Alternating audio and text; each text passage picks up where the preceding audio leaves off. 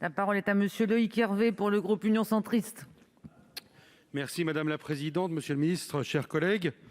Vous connaissez, monsieur le ministre, la montagne, vous l'aimez, et en ce sens, c'est heureux que vous représentiez le gouvernement cet après-midi. Je veux pour ma part profiter de ce débat initié par le groupe Les Républicains pour vous alerter sur la situation financière des communes et intercommunalités de montagne à l'horizon 2021 et 2022. Bien sûr, je ne méconnais aucun des efforts consentis par l'État pour maintenir un niveau de ressources aux collectivités territoriales en général. D'ailleurs, le Sénat a pris toute sa part à cet effort. Je veux parler des communes touristiques de montagne qui sont en train de vivre un double traumatisme. Celui d'un hiver avec une activité drastiquement réduite, avec les perspectives de voir leur budget fondre comme la neige, pourtant abondante cette année, au soleil. Sur un tableur de Bercy, ces communes qui ont un niveau élevé de dépenses, en fonctionnement comme en investissement, et un nombre d'habitants permanents relativement faible. Il faut ajouter que la spécificité de certaines recettes fiscales ou non fiscales rend la situation encore plus difficile à appréhender. Alors, ces communes aux finances dynamiques sont considérées comme riches. Alors, sauf si vous insistiez, monsieur le ministre, je pourrais reprendre l'ensemble des arguments qui m'ont conduit à proposer la suppression du FPIC dans le débat du PLF. Mais pour revenir au sujet de ces collectivités, elles auront besoin d'un monitoring individuel et d'un accompagnement spécifique avec des mesures ad hoc qui ne peuvent pas être les mesures prévues dans les différents PLFR ou dans le PLF de 2021. Alors, monsieur le ministre, êtes-vous en mesure d'apporter des réponses de nature à rassurer ces collectivités et les EPCI auxquelles elles appartiennent ? Monsieur le ministre. Et pas plus. Merci Madame la Présidente, je tente de respecter. Oui, merci Monsieur le sénateur Loïc Hervé.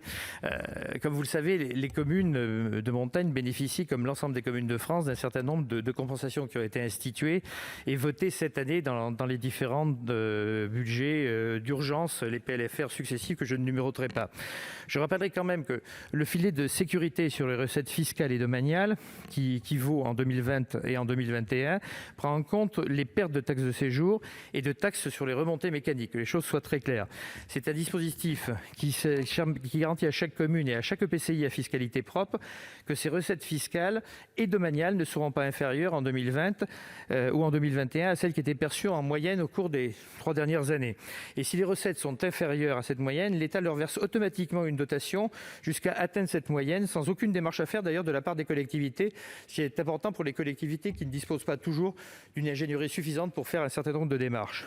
Je rappelle aussi que pour la taxe de séjour, la seule année 2019 est prise en compte pour le calcul du filet de sécurité. Je le sais d'autant plus puisque je suis l'auteur de l'amendement à l'époque où j'étais rapporteur général des finances de l'Assemblée nationale. Et j'avais beaucoup insisté là-dessus parce que, bon, vous allez me dire parce que ça favorisait les communes de montagne, mais pas qu'elles. Parce qu'en fait, il s'agissait de prendre en compte la forte dynamique de l'imposition, puisque je vous le rappelle, nous avions fait rentrer dans l'assiette un certain nombre, on va dire, d'hébergements qui échappaient en termes de taxes de séjour, et qui créaient une inégalité sur les territoires entre l'hôtel classique et un certain nombre d'hébergements. Et nous avons fait ce rattrapage en 2019, donc je tenais à ce qu'on ait que cette moyenne de 2019, qui n'est plus une moyenne, mais un chiffre bien consacré, qui en plus remettez les pendules à l'heure en termes de partage entre communes et intercommunalités en termes de tourisme pour qu'il n'y ait pas de problème et de trous dans la raquette. Vous avez plus de 300 communes de montagne qui ont reçu un acompte en novembre et le calcul définitif et individualisé pour 2020 aura lieu avant le 31 mai. Et je m'en arrête là puisque j'allais dépasser les 2 minutes. Monsieur le ministre, j'évalue vos efforts. La parole est à monsieur Loïc Hervé, il vous reste 50 secondes. Oui, merci Madame la Présidente. Monsieur le Ministre, c'est dommage que vous n'ayez pas pu aller jusqu'au bout de votre réponse. Donc je suis tout attentif à la réponse par écrit que vous pourrez m'apporter. J'insiste, ces collectivités dont je parle, j'en ai rencontré 3 cette semaine, je parle de Chamonix, je parle d'Arras, je parle de Megève, ce sont des communes qui m'ont saisi, je vous ferai passer les courriers des maires sur les situations individuelles, ce sont des communes entreprises. Elles sont actives dans la vie économique. Elles ont pour tout un tas de raisons des partenariats financiers avec les autres acteurs économiques du territoire. Et ça leur génère des recettes. Ces recettes ne peuvent pas être compensées simplement par la taxe de séjour, sur la taxe sur remontée mécanique ou sur le panier fiscal général de l'ensemble des collectivités du pays. C'est pourquoi je fais appel à un monitoring, à un suivi spécifique et forcément à des mesures ad hoc pour pouvoir les accompagner. Je vous remercie.